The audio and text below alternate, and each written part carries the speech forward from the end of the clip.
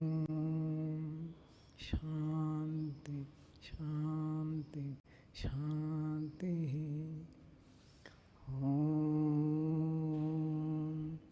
Asato Ma Sadgamaya, Tamaso Ma Jyotirgamaya, Mrutyurma Mrutangamaya. Om Shanti, Shanti, Shanti. Revered Swamiji, who is conspicuous by his absence, learned colleagues, committed non-teaching staff, and dear disciplined students, I'm very happy to stand before you. The Paris Olympics are in progress. And the motto of Olympics is Citius, Altius, and Fortius. The idea was to bring out the individual excellence of sports people. And Citius, the fastest. And the Olympics and the World Games have been successful. It has given us the fastest man, Usain Bolt of Jamaica. He's the fastest man. If you ask him to run 100 meters, he will do it in 1, 2, 3, 4, 5, 6, 7, 8, 9, and he is there. Such a sprinter covering 100 meters in 9.58 seconds. And Altius, who can jump the highest? The world has produced one Bubka who set the record of 6 meters. But soon the record was broken, and another pole vaulter from Sweden, he came and he cleared 6.25 meters. Imagine yourself, 20.6 feet. If we are 5 feet high, imagine, say, 4 times that, and he can jump to that height. And the strongest people, the Olympics and the World Games have produced, there are people who can lift 400 plus kilograms. This is the individual excellence. But again in 2021, one more ideal was added to the Olympic motto, and that is Communiter. So that the new motto is Citius, Altius, Fortius, Communiter. We have to achieve this fast. The world should go faster, higher, and stronger in solidarity. The entire world has to be united. And with a united world, we can achieve all progress in the world, and we can change the heaven, say. We can change the earth into a heaven. That's the goal of Olympics. But see the paradox of it. Let us see the paradox of it. There is the UNO trying to promote peace in the world. And there are bodies like International Olympic Association and several other bodies. We say, let all the world be united, let there be brotherhood, let there be peace. But what is happening on the other side? We see the Russian-Ukraine war and the Israeli-Hamas war. And we know what war means, all death and destruction. But what happened to these ideals of the Olympic Association or the United Nations? What happened to the efforts of the United Nations organization? Have they become simply helpless? This is because the world is suffering from political hypocrisy and spiritual bankruptcy.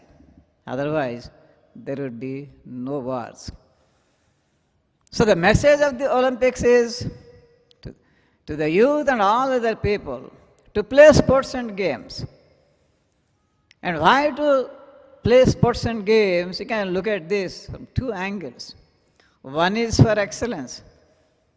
to become somebody as great as Usain Bolt or someone as great as Bubka. But the other aspect is not only playing for excellence, but for just for exercise and also for physical and mental courage. And we can understand the importance of physical and mental courage in the Olympics. In the recent hockey match, Indian hockey match against Germany, what happened? Before halftime, soon after halftime, India and Germany were tied at 2-2. And the second half, Germany scored a goal. And it's a semi-final match, 3-2. Now the entire India, who went into raptures the first half, they were crestfallen in the second half because Germany already made 3, India 2, and time is ticking away. And what happened? At the last minute, India got a golden chance near the German goal post. And our player hit the ball. But unfortunately, it didn't go into the goal, but it went over the bar. We missed the goal by a few inches. And see, the entire nation felt so sad about it, and how much the players must have felt. And our question is, how should they react to this?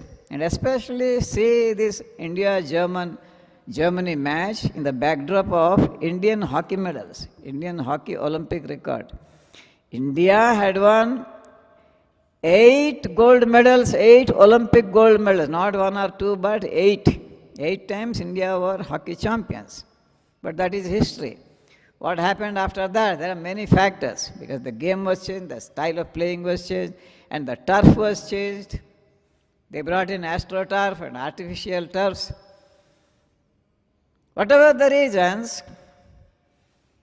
India could not shine in Olympics for a long time.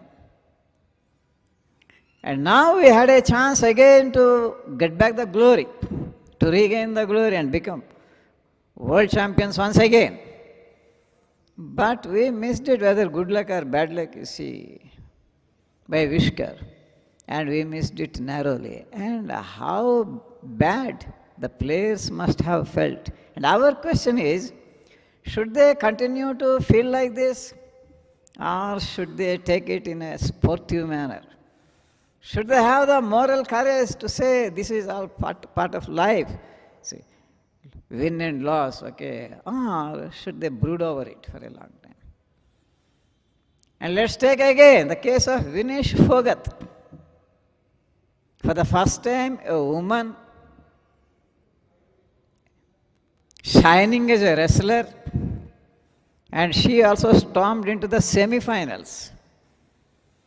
That means if she wins one more match, the gold is assured, the gold is guaranteed. I mean, the prize is guaranteed, whether gold or silver. And she was, of course, very certain of getting the gold. But then what happened? A news came like a bolt from the blue, a deafening, deadly blow.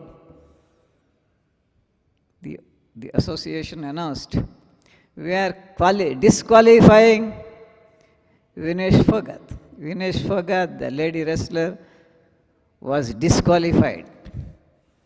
The entire nation went into depression. Of course, now efforts are being made. The Indian Olympic Association, even the Prime Minister, and all other powers that be, they are trying their best to influence the International Olympic Association and to reverse the decision. What happened? No, when they took her weight before the semi-final was started, she just exceeded by 100 grams.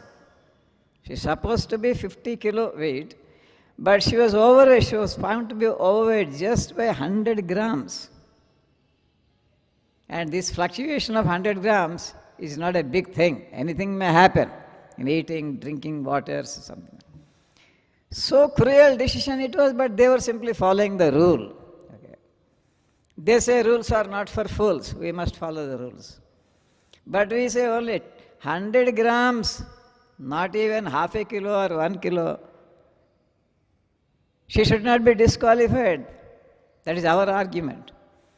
And now our question is, how should Vinesh Phogat take it? Of course, it's very hard to digest such a thing.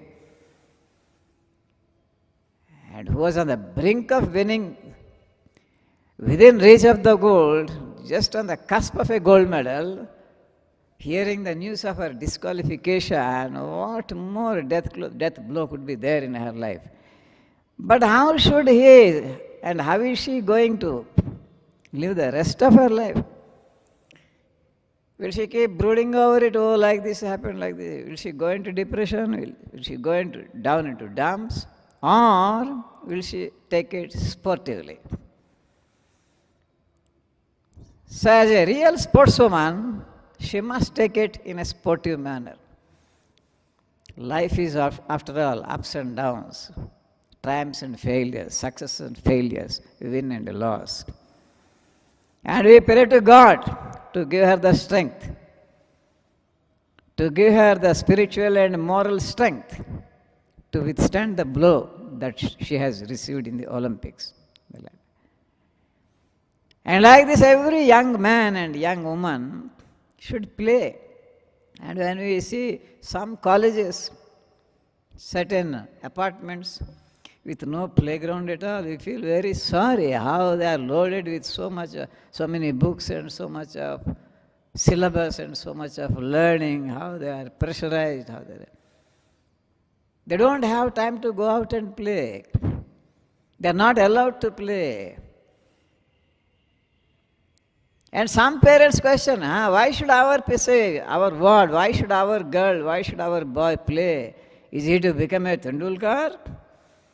We should play games, not to become one Tendulkar or one Suryakumar Yadav or one Ronaldo. Everybody cannot excel in sports. Some people play for excellence, but most others play and must play for exercise, for physical fitness, and also for spiritual and moral courage, to have a sound mind, a sound body in a sound mind. So sports must be encouraged, sports and games must be encouraged. And all said and done, of course, we have our best wishes for India in the ongoing Paris Olympics. And let us hope India will win many more matches. But win or loss, what is important? Not winning. Winning is not always important, but putting up a fighting is important. Trying to excel is important. Not excelling is always important. So that is how, even if the Olympics was started with such a high ambition of uniting people, uniting communities, uniting religious groups and everything, that's not being fulfilled. That's what we feel sorry about. Everything is on the paper. We dream of everything, but practically speaking, they are not being seen or they are not being implemented. The sportsman thinks in one way, the politician is thinking in a different way. So this political hypocrisy should end in our world. And this spiritual bankruptcy also should be ended. Only then there will be peace in this world, and only when there is peace, there will also be plenty and prosperity. One side war is going on, people are dying. How can we hope for any progress or prosperity? No plenty, no prosperity as long as there is a war. The war should end. And this is a good lesson which we can learn from sports meets like the Olympics.